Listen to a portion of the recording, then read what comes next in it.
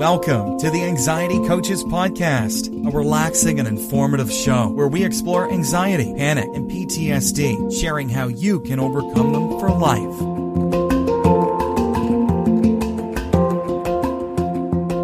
Aloha! Welcome back to the Anxiety Coaches Podcast. I'm your host and coach, Gina Ryan, and I am so happy to be with you again today as together we can consider the many ways to bring your mind and body back to its natural peace and calm. In today's episode, I'm talking about unraveling the mysteries of persistent anxiety sensations. Now, this has come up recently in email and conversations, so even though I've talked about this before on the show, I thought that it was time to revisit this topic. I know I often need to hear things more than once before I truly get it. Actually, when I hear something again, I often get something new out of it. So hopefully this will be really helpful for everyone. Have you ever wondered, why, even when you feel perfectly fine, you still experience sensations or symptoms, and they seem to linger? These are the anxiety sensations or symptoms, even when you're feeling okay. It's a common question that arises in, like I said, emails, sessions, group discussions, and even from people who understand what's happening. Because it's so triggering, it becomes something that we are afraid of. We're afraid it's going to come again. Oh no. And this is the loop we're trying to stay out of, right? So the fact is that these lingering or persistent sensations can be triggering, and they can throw you right back into the fear, adrenaline, fear cycle. But one of the things I really want you to understand today is that even though you feel like you're thrown back down the wormhole, you have never, ever gone back to square one, because you have your tools, you have your understanding, you're not the same person you were when you struggled before, and you have bit by bit more and more patience. So keep going. Don't be afraid and go, oh no, here we go again. That was my old mantra. Don't use that. That keeps you in the fear, adrenaline, fear cycle. Keep going. You are on your way out with or without sensations. So today, let's explore a couple of reasons behind this phenomena and see if they resonate with your current situation. First up, I want to talk about the lingering effects of long-term anxiety by sharing a favorite story that some of my clients and members keep close to their heart to remind them that they are able to keep a different perspective and not go down the wormhole when they are experiencing lingering or persistent symptoms and sensations.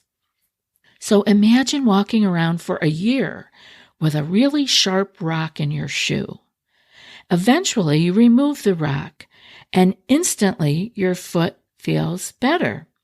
However, the distress, the wound that was caused by the persistent presence of that sharp stone doesn't vanish immediately. Healing takes time. Now, the analogy holds true for anxiety, which has become a constant companion in many people's lives. Addressing anxiety is like removing the sharp rock, facing it, right? Addressing it. We are now removing the sharp rock. We provide huge relief to the immediate discomfort. But just as the foot needs time to heal from the wound, the body and mind require time to recover from the prolonged impact of anxiety. Time, self-compassion, and a refusal to interpret residual discomfort as dangerous are crucial in this phase of healing. It's a process of allowing the body to catch up with the mind's shift. You've made a change in your mind. You're doing different practices. You've made a shift. Well, the body is going to need time to catch up. Unlike a rubber band snapping back instantly, The body needs time and acceptance as healing salves. Letting go of the urge for an immediate rebound and embracing patience is an essential aspect of this journey. Now let's take a look at understanding the mobility of anxiety. And by this I mean the symptoms or sensations that move around the body. They can be indicative of anxiety rather than a physical ailment requiring urgent or immediate attention. Unlike a broken bone, like a broken foot, where the pain remains localized, anxiety has the ability to make leaps across different parts of the body. Recognizing this pattern can be a real key to understanding the nature of your discomfort. Acceptance and surrender to the wisdom of the body play a crucial role in moving forward on our healing journeys. It's a shift from the desire for instant relief to embracing the body's inherent intelligence. So by acknowledging and working with our body and our body's signals, rather than resisting them, fearing them, pushing them away, the mind can find calmness. Again, the mind finds calmness by acknowledging and working with the body's signals. And then genuine progress can be made in the healing process.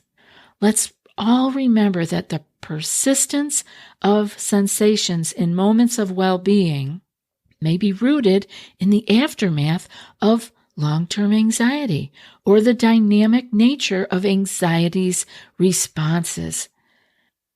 By offering ourselves the gift of time, self-compassion, and acceptance, we pave the way for a more profound and lasting healing experience. So let's unravel the mysteries here and embark on a journey of understanding and self-discovery.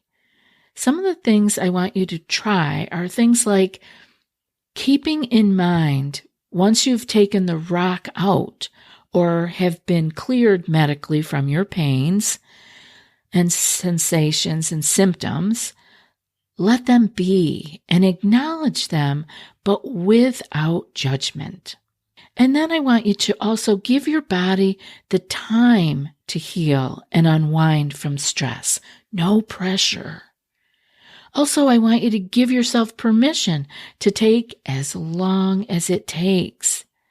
We often want everything done yesterday, and that is not how the mind and body are going to work with our anxiety, especially if it's been around for a long time.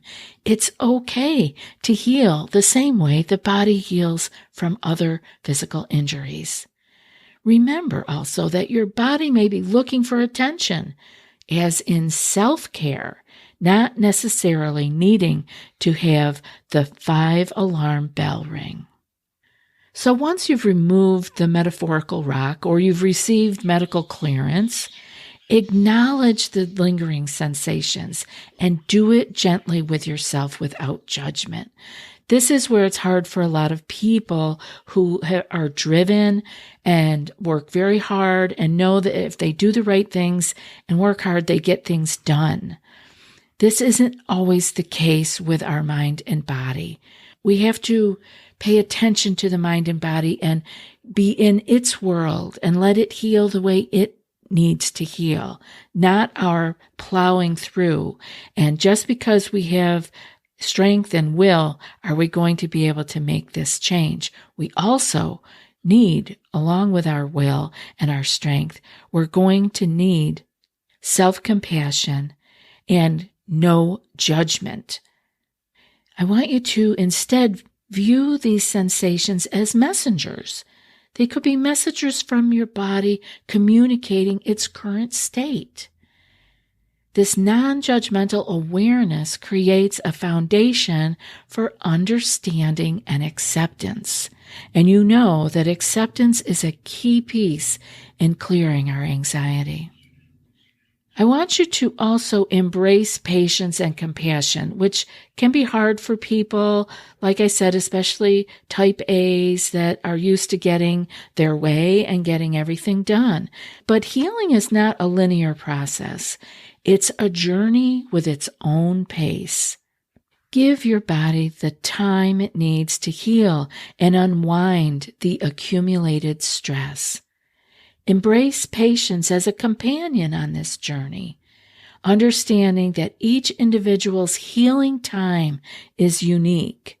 I want you to be compassionate towards yourself, recognizing that self-care is an integral part of the healing process.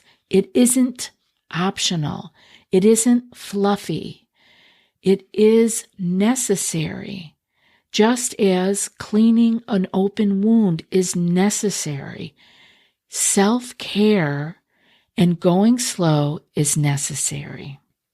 So grant yourself permission for the healing process. Sometimes we unconsciously impose deadlines on our healing, expecting instant results, or the results that we read somewhere or that somebody else told us, oh, it only took me this long. I remember when I had my frozen shoulder, I remember somebody telling me it took them 9 months to heal their frozen shoulder. That stuck to me like glue. It was almost like that was set in stone. Okay, in 9 months, you will heal your frozen shoulder. And actually, it probably took around that amount of time. Now, maybe that is typical, but maybe it's not. Maybe it's something I stuck in my head. I don't know. The reality is, I don't want you to think that just because you have acknowledged your anxiety, that you have removed the rock, so to speak, you have made changes, that you are going to be better immediately. Look at it now as wound healing. Sometimes we do impose deadlines and we expect those instant results, but I want you to give yourself explicit permission to let the healing process take as long as it needs, because you want to get through this once and for all. You do not want to have lingering resistance from your pushing too hard or not healing thoroughly.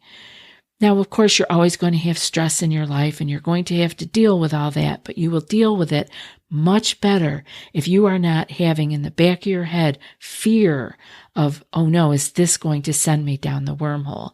You're not going to go down the wormhole anymore. Just like once that rock is out and the wound heals and you build up a new callus on your foot for your walking, you're good to go. You don't have to be afraid that that is going to open up again. It is healed and you are well on your way.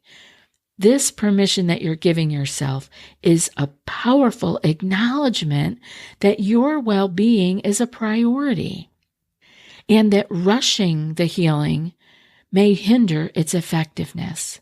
So grant yourself permission. This is an act of self-love. I want you to also be able to differentiate urgency from attention seeking.